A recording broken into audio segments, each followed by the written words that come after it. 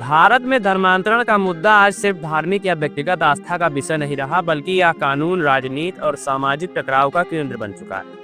खास तौर पर उत्तर प्रदेश में यह बहस और गहरी हो गई है। यहाँ मार्च 2020 में लागू prohibition of unlawful conversion of religion ordinance ने परिस्थितियों को पूरी तरह बदल दिया। इस कानून के तहत विवाह के नाम पर धर्म परिवर्तन, प्रलोभन, दबाव या धोखे से धर्मांतरण को गैर जमानती अपराध बना दिया गया और सजा का प्रावधान 10 साल से लेकर आजीवन कारावास तक कर दिया गया। जुलाई 2024 में हुए संशोधनों के बाद यह और कड़ा हो गया। कानून के अनुसार किसी भी व्यक्ति को धर्म बदलने से पहले जिला मजिस्ट्रेट से अनुमति लेनी होगी और इस प्रक्रिया का उल्लंघन करने पर सीधे जेल का रास्ता तय किया जाएगा। यह कानूनी ढांचा संविधान के अनुच्छेद 25 में प्रदत्त धार्मिक स्वतंत्रता के अधिकार से टकराता दिखाई देता है और यही वजह है कि सुप्रीम कोर्ट में इस पर संवैधानिक समीक्षा चल रही है।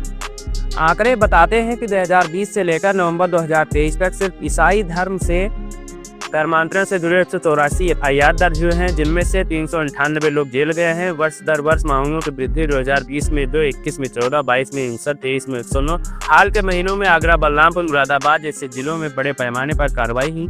आगरा में तो एक अंतर्राज्यीय रैकेट का पर्दाफाश हुआ, जिसमें 10 लोगों को गिरफ्तार किया गया, जो कथित रूप से विदेशी फंडिंग लेकर महिलाओं को फंसाने और धर्मांतरण कराने का काम कर रहे थे। ऐसे मामलों में एटीएस और एसटीएफ की टीमें लगातार सक्रिय हैं। पुलिस का दावा है कि इन नेटवर्क में स्थानीय दलाल, धार्मिक प्रचारक और बाहरी फंडिंग से जुड़े लोग शामिल होते हैं। दूसरी ओर अल्पसंख्यक समुदाय और मानवाधिकार संगठनों का आरोप है कि इन कानूनों का दुरुपयोग कर निर्दोष लोगों को परेशान किया जा रहा है। ओपन डोर्स की 2024 की रिपोर्ट बताती है कि सिर्फ उत्तर प्रदेश में ही 600 चर्च सेवाओं में व्यवधान डाला गया और 30 से ज्यादा पादरियों को गिरफ्तार किया गया। अमेरिका की अंतर्राष्ट्रीय धार्मिक स्वतंत्रता रिपोर्ट में भी यह चिंता व्यक्त की गई कि इन कानूनों का इस्तेमाल केवल अवैध धर्मांतरण को रोकने के लिए नहीं, बल्कि अल्पसंख्यक समुदायों को दबाने के लिए भी किया जा रहा है।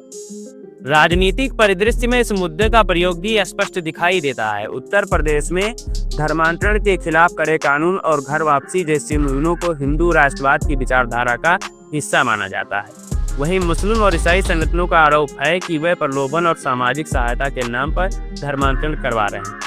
यह द्वंद्व एक ऐसा माहौल पैदा करता है जहां हर धर्म परिवर्तन को संदेह की नज़र से देखा जाने लगता है। इन घटनाओं का असर सामाजिक ताने-बाने पर गहरा है। एक और सरकार का दावा है कि यह कानून जबरन और धोखे से हो रहे हैं, धर्मांतरण को रोकने के लिए हैं। दूसरी ओर यह भी सच है कि कानूनी शक्ति के कारण व्यक्तिगत धार्मिक स्वतंत्रता संकुचित होती जा रही है और अल्पसंख्यक समुदाय भय के माहौल में जी रहे हैं। अदालतों ने कई बार कहा कि संविधान धर्म बदलने का अधिकार देता है, लेकिन अवैध धर्मांतरण को संरक्षण नहीं देता। फिर भी अवैध और स्वेच्छा के बीच की रेखा अक्सर राजनीतिक और प्रशासनिक व्याख्या पर निर्भर कर जाती है। यह पूरा परिदृश्य बताता है कि धर्मांतरण अब केवल आस्था का विषय नहीं रहा। यह कानून, राजनीति, सामाजिक असंतोष और मानवाधिकार के टकराव का मैदान बन चुका है। सवाल यह है कि क्या सख्त कानून वाकई जबरन धर्मांतरण रोक पाएंगे या वह केवल भय का माहौल बनाकर समाज में अविश्वास की खाई और गहरी करेंगे। क्या धर्म बदलने की स्वतंत्रता को राष्ट्रीय सुरक्षा और सांस्कृतिक संरक्षण के नाम पर सीमित करना लोकतांत्रिक मूल्य के खिलाफ नहीं है? और सबसे अहम कि क्या हम ऐसे संतुलित समाधान तक पहुंच पाएंगे जहां व्यक्तिगत आस्था की आज़ादी और सामाजिक सुरक्षा दोनों साथ साथ चल सकें? यही प्रश्न आज भारतीय लोकतंत्र के सामने सबसे बड़ी चुनौती के रूप में खड़े हैं।